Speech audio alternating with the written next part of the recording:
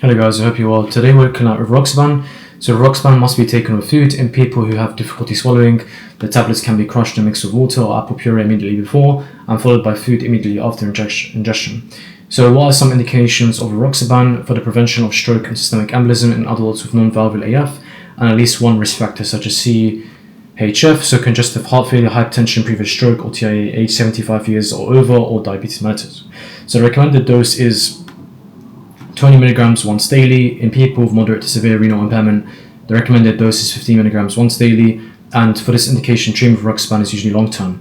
For the treatment of DVT and PE, the recommended dose is 15 milligrams twice daily for the first 21 days, then 20 milligrams once daily thereafter. In people with moderate to severe renal impairment, following the first 21 days of treatment for DVT or PE, a dose reduction is to 15 milligrams once daily, should be considered if the risk of bleeding outweighs the risk of recurrent DVT or PE, and the duration of treatment will vary for each individual. So short-term treatment for people with transient risk factors such as recent surgery or trauma, and long-term treatment for people with permanent risk factors for idiopathic unprovoked DVT or PE. For the prevention of recurrent DVT and PE in adults following completion of at least 6 months of anticoagulant treatment, the recommended dose is 10 milligrams once daily, increasing to 20 milligrams once daily in people considered to be at high risk of recurrence, such as with complicated comorbidities or previous recurrence with Rivaroxaban 10 milligrams once daily. In people with moderate to severe renal impairment, when the recommended dose is 20 milligrams once daily, a dose reduction to 15 milligrams once daily should be considered if the risk of bleeding outweighs the risk of recurrent DVT or PE.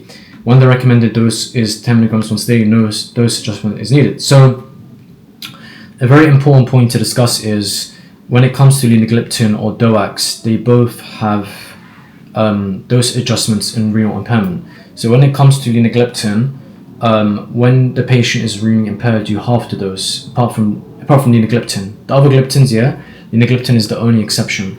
When it comes to DOACs with renal impairment, they also need to be reduced to 15 milligrams once daily, depending on the indication.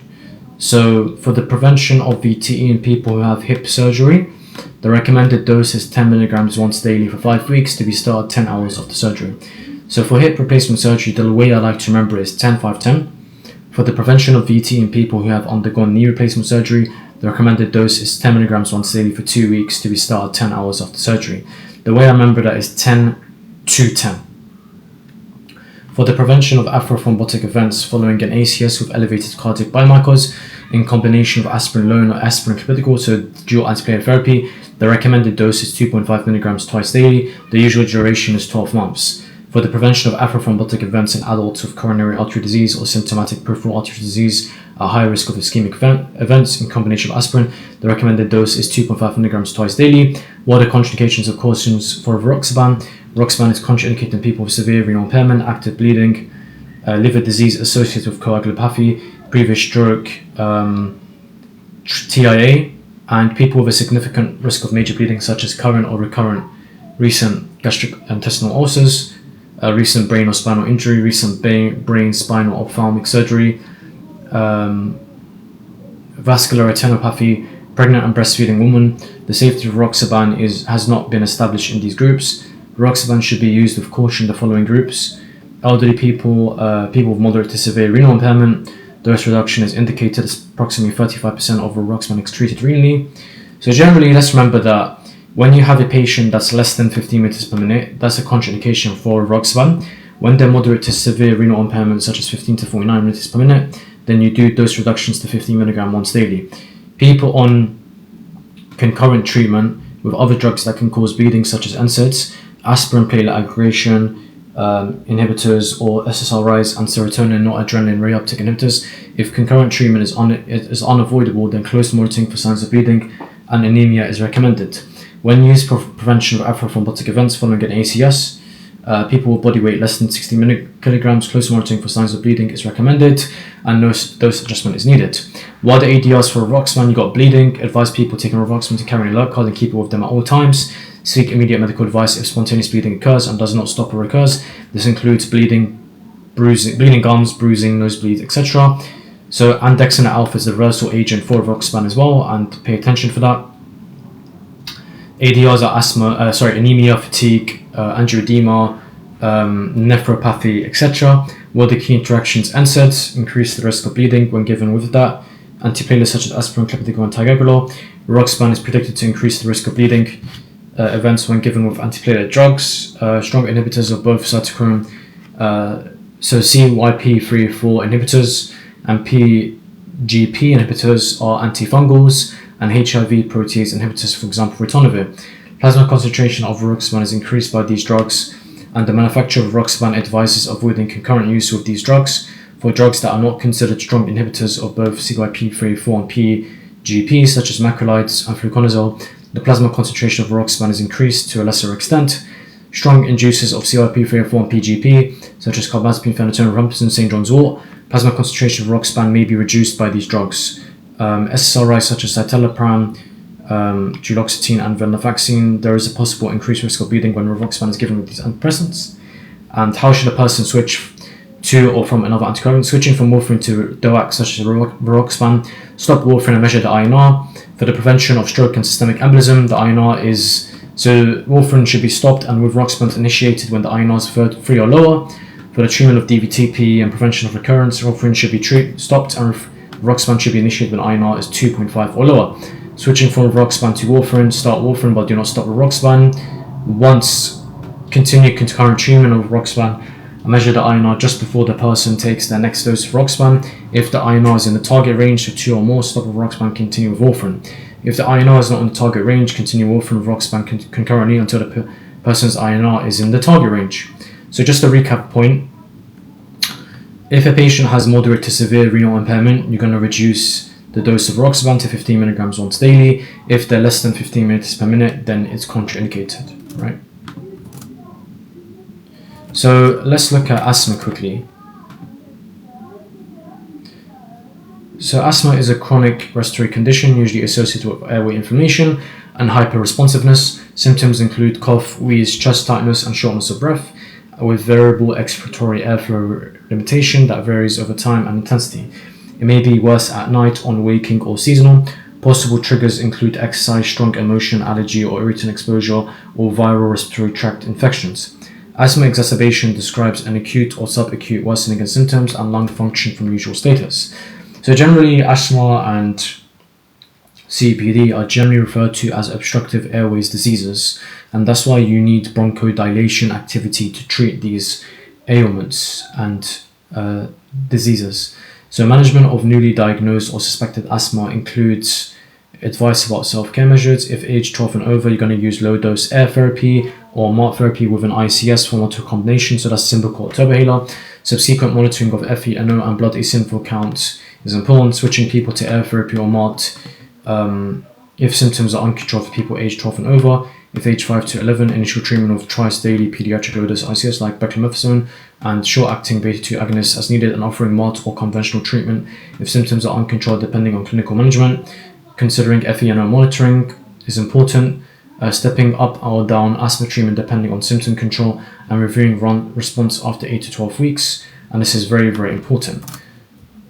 So let's look at some other treatment. So when it comes to seizure medication, you need to be careful of brands. So if it's category 1, so category 1 would be CP cubed. So CP cubed is like primidone, carbamazepine, phenytoin, phenobarbital. These are drugs that essentially you need to be prescribed by brand. And SIGN states that the Scottish Intercollegiate Guidelines Network SIGN states that routine switching between different manufacturers of anti-epileptic drugs should be avoided. Formulations of anti-seizure medications are not interchangeable, and generic substitution should not be made routinely. The MHRA has issued safety advice on switching between different manufacturers, and category 1s are phenytoin, carbamazepine, phenobarbital, primidone. Category 2s are valproate, lamotrigine, rufinamide, clobazam, clonazepam, oxycarbazepine, zonisamide, topiramate. Category 3s are like lacosamide, levetiracetam, gabapentin, pregabalin, and ADRs are stuff like rashes, SGS. Han Chinese and Thai family backgrounds are more likely to get SGS. All anti-seizure medications can cause fatigue, dizziness, blurred vision, incoordination, gait imbalance. The life-threatening anti-seizure medication, hypersensitivity syndrome of fever, rash, lymphadenopathy, and multi-organ failure occurs in up to 4.5 in 10,000 people, mostly with carbamazepine, lamotrigine, or phenytoin. Acute psychotic reactions are seen occasionally with vigabatrin, topiramate, and tigabine. Minor blood dyscrasias are associated with many ASMs, such as mild leukopenia with carbamazepine, thrombocytopenia with sodium valproate. So thrombocytopenia or heparin-induced thrombocytopenia is seen with heparins, so low molecular weight heparins. You have to know that for the exam. Decreased bone mineral density and increased risk of osteomalacia may occur with long-term treatment with some anti-seizure medications, such as carbamazepine, phenytoin, primidone, and sodium valproate. Remember that sodium valproate belongs to category 2 of anti-epileptic medication, and be aware of that. So what are some hepatic enzyme inducers? So enzyme-inducing anti-seizure medication, you've got carbamazepine, octarbazepine, phenobarbital, phenytoin, primidone. So all the category 1 anti-epileptics are enzyme inducers. Non-enzyme inducing anti-seizure medication is clobazam, clonazepam, ethosuximide, gabapentin, lacosamide, lamotrigine, and combined hormonal contraceptives can affect the metabolism of lamotrigine. Levetiracetam is a non-enzyme inducing anti-seizure medication, etc. And these points are very important to know. Now let's quickly look at lamotrigine and what it's used for. Lamotrigine is used for monotherapy of focal seizures, monotherapy of primary and secondary generalized tonic-clonic seizures, adjunctive therapy of focal seizures of valproate, adjunctive therapy of primary and secondary generalized tonic-clonic seizures. And this is very important to know. Monotherapy or adjunctive therapy of bipolar disorder without enzyme-inducing drugs, without valproate, adjunctive therapy of bipolar disorder with valproate, and just some MHRA warnings of lamotrigine is risk of suicidal thoughts and behaviors, seen with montelukast, seen with antidepressants, seen with quinolones as well. Anti-epileptics in pregnancy, be careful. Lamotrigine may exacerbate seizures in patients with myoclonic seizures. There's aggression, agitation, arthralgia, diarrhea, dizziness, drowsiness, dry mouth, fatigue. Alopecia is also a side effect. Confusion, conjunctivitis, suicidal behaviors. SGS and toxic epidermal necrolysis have developed, especially in children, and most rashes occur in the first 8 weeks. So other stuff would be like hepatic impairment, renal impairment, avoid abrupt withdrawal, taper over 2 weeks or longer unless serious skin rashes occurs. So tapering exists in a lot of medication, even like prednisolone and corticosteroids, because you shouldn't abruptly stop it. Also with corticosteroids like prednisolone, systemic corticosteroids, it can lead to stunted growth in children. So you have to be careful when giving corticosteroids in children, as it can lead to stunted growth, stunted height as well. So let's look at levetiracetam quickly, because we're on epilepsy. So levetiracetam is also a anti-epileptic drug, and it belongs to category 3, right, of anti-seizure medications. And the important point with levetiracetam is it is used for monotherapy of focal seizures with or without secondary generalization. It's used for adjunctive therapy of focal seizures with or without secondary generalization. It's used for convulsive status epilepticus, which is a epileptic emergency, and you have the same MHRA warning seen with lamotrigine. You got risk factors for QT interval prolongation. You got thrombocytopenia, same as low molecular weight heparin, such as dalteparin and oxyparin. And important point is dose adjustments. So you need a dose reduction of around half in severe impairment if creatinine clearance is less than 60. And these are the maximum doses depending on the renal impairment of the patient.